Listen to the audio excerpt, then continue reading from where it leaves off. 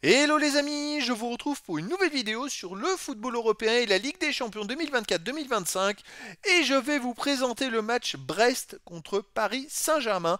C'est un match qui a lieu ce mardi 11 février 2025 à 18h45 pour le compte des 16e de finale.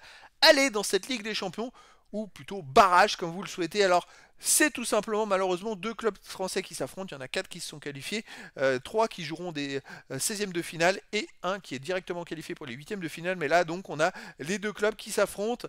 Brest avait fini 18e et le PSG 15e de la phase de poule. Alors dans cette vidéo on va revenir sur le classement de cette phase de poule avec les statistiques des deux équipes. On verra tous les résultats de ces deux équipes dans cette compétition. Puis on enchaînera par le classement des meilleurs marqueurs et des meilleurs passeurs de la Ligue des Champions 2024-2025.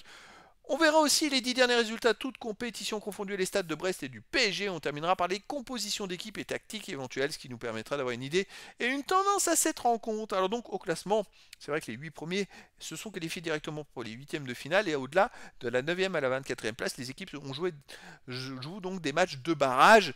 Et c'est vrai que Brest avait très bien démarré, et ça s'est moins bien passé sur la fin. Le PSG c'est le contraire, ils ont eu le couteau sous la gorge, ils n'avaient pas d'autre choix, ils ont terminé par 3 victoires, on va voir les résultats ensuite. Et donc Brest a fini 18e avec 13 points en 8 matchs, 4 victoires nulles, 3 défaites, 10 buts pour 11 contre, moins de différence de but. Le PSG a fini 15e, juste devant, mais avec autant de points, 13 points en 8 matchs, 4 victoires nulles, 3 défaites, 14 buts marqués, 9 buts encaissés, puis 5 de différence de but. Ce qui fait la différence, c'est le goal average, surtout que le PSG a terminé très très fort les 3 derniers matchs. Alors, au niveau des résultats, Brest, ils ont commencé super fort. Ils ont battu Sturm Graz 2-1. Ils ont gagné 4-0 à Salzbourg. Ils ont fait un partout contre le Bayer Leverkusen. Et ils ont gagné 2-1 au Sparta de Prague. Ils étaient dans les 3 premiers de la Ligue des Champions à ce moment-là. Ensuite, ils ont perdu 3-0 à Barcelone. Ils ont battu PSV Eindhoven 1-0. Puis ils ont perdu au Shakhtar Donetsk 2-0. Puis à domicile contre le Real Madrid 3-0.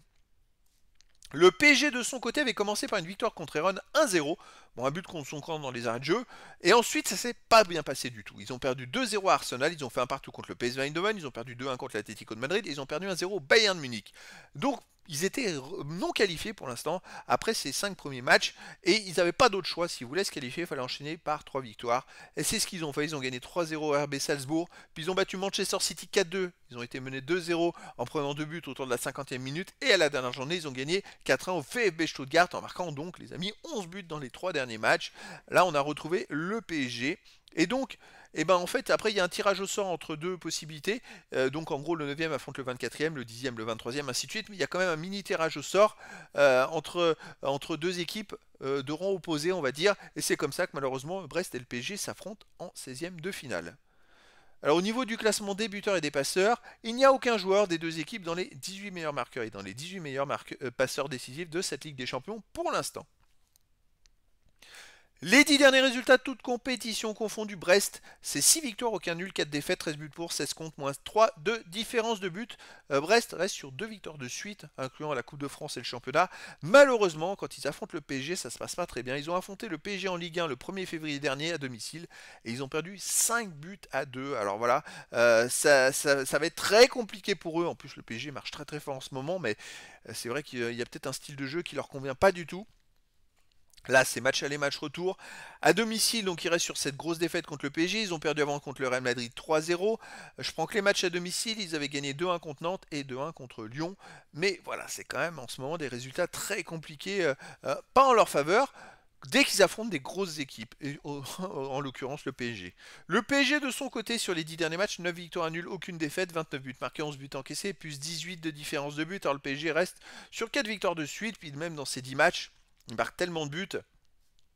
Ils ont marqué 5 fois dans les 10 matchs, au moins 4 buts. Donc c'est vrai qu'à partir de là, s'ils en prennent un ou deux, ça n'a aucune importance, parce qu'ils arrivent à en marquer plus à chaque fois. À l'extérieur, ils restent quand même sur une victoire 2-0 au Mans, une victoire 5-2 à Brest, sinon ils ont gagné 4-1 à Stuttgart, ils ont gagné 2-1 à Lens, 4-2 à Espali, c'était très compliqué, ils ont marqué 2 buts dans les arrêts de jeu. Voilà, donc c'est une équipe qui marque beaucoup de buts, et qui est largement au-dessus de Brest. Donc moi je verrais bien une victoire du PSG à Brest, mais un score peut-être serré. Parce que les Bretons ils vont pas se laisser faire. J'aurais peut-être une petite victoire 2-1 du PSG, mais après dans le foot tout est possible. Au niveau des compositions d'équipe et tactiques, les deux équipes joueront en 4-3-3 a priori, avec pour Brest gardien Bizot, défense Lala, Chardonnay, Koulibaly, Pereira à l'âge, milieu de terrain Camara, Fernandez, Magnetti, attaquant Doumbia à York et Baldé. Et pour le PSG, on aurait du 4-3-3 donc également avec gardien Donnarumma. Défense Hakimi, Marquinhos, Pacho, Hernandez ou Nuno Mendes. Milieu de terrain Fabien Ruiz, Vitinha, Neves. Attaquant Dembélé, Doué et Barcola ou Kvaratskhelia.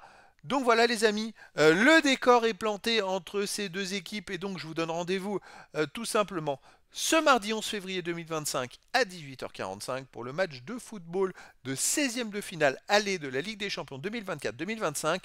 Brest, qui avait fini 18e de la poule de qualif, reçoit le Paris Saint-Germain qui avait fini 15e de cette même poule de qualif. Voilà les amis, je vous dis à très bientôt pour une nouvelle vidéo.